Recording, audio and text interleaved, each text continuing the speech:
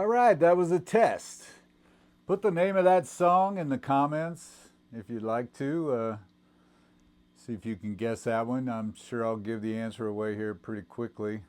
But I have a story I wanted to tell you guys.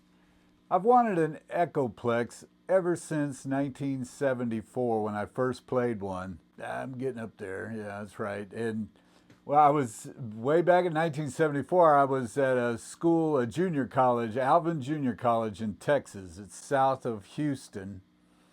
And I was playing in a jazz band, and the jazz band had an Echoplex. I'm almost positive it was an EP-3 because they had probably just come out.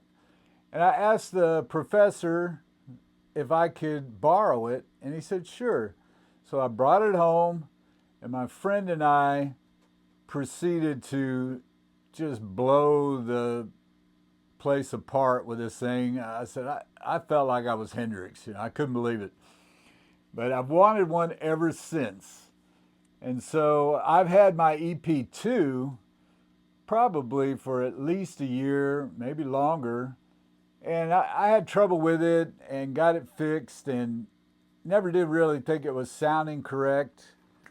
And they are noisy. When they get older, they get noisy. If you go and listen to If 6 Was 9 on Bold as Love, and with headphones on, you can hear the low rumble. I'm almost positive that's Jimi's Echoplex. And he would have had to use the EP-2, which is what I've got. The EP-2 was the 2 version, and it was the second iteration. I think the first one came out, the EP-1 in '61. Then they perfected it, and it's got a wonderful warm sounding preamp. The preamp sounded so good in those that Xotic, I know some of you probably have it, the EP Boost, which is made to emulate the preamp of the EP-3, which when they forced Mike Battle to make the solid state version, after it came out, he disliked it so much that he sold all his stock and left the company. Well, it turns out the EP-3 is iconic too. Led Zeppelin used it, several others, but everybody buys the EP-3 because of Led Zeppelin. And that's what Xotic copied, that preamp, as a boost. So you don't need the Echo, you just put the EP Boost in your pedal board. But I've always wanted the thing, and I've got it, and they are a pain in the rear. I mean, you have to clean the tape heads and the cap stand and everything probably every other day. And it's hard to find the right tapes nowadays, and the tape makes a huge difference in the way it sounds. But I'll do a little demo of what we did back when we brought that EP-3 home, and it was just crazy. I mean, you'll hear it. And then also, this is just a short video. I wanted to show the EP-2. The string journal is something that I should have done years and years ago, and it was so helpful for me that I thought I would share it, and some of you probably already do it.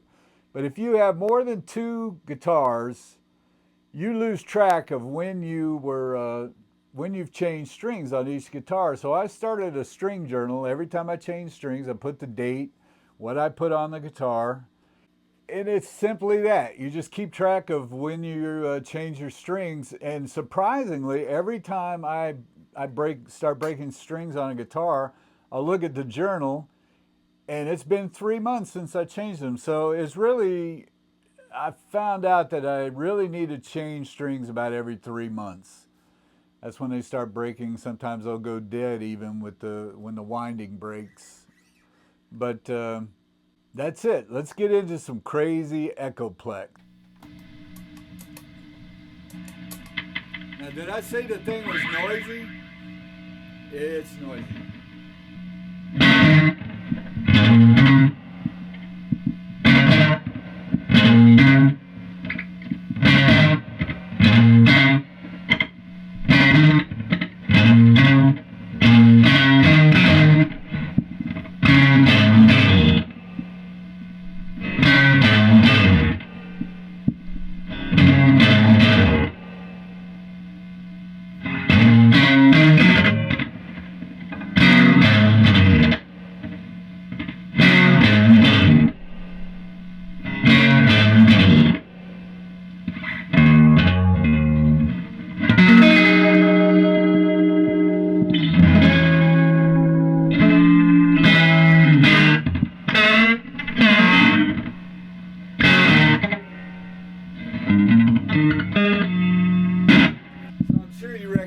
that song.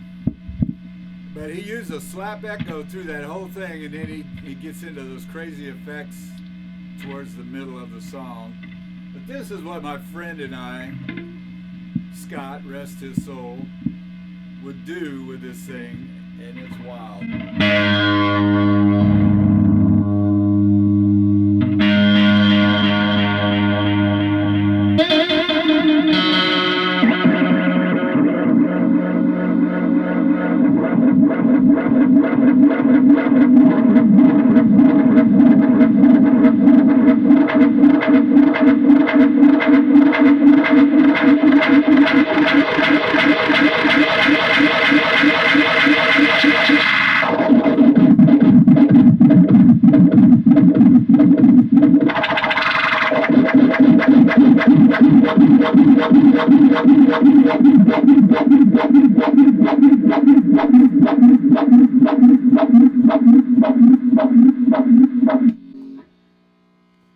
Good thing is it has a foot switch, which helps a lot.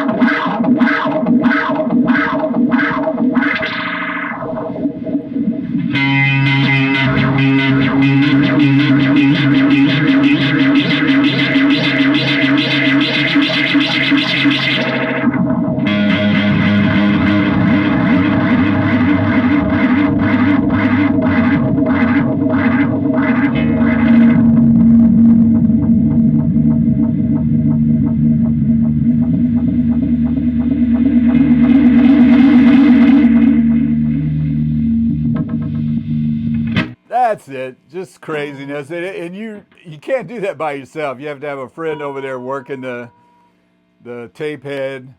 But you get some crazy sounds out of that thing if you really work at it. I'll talk to you guys later.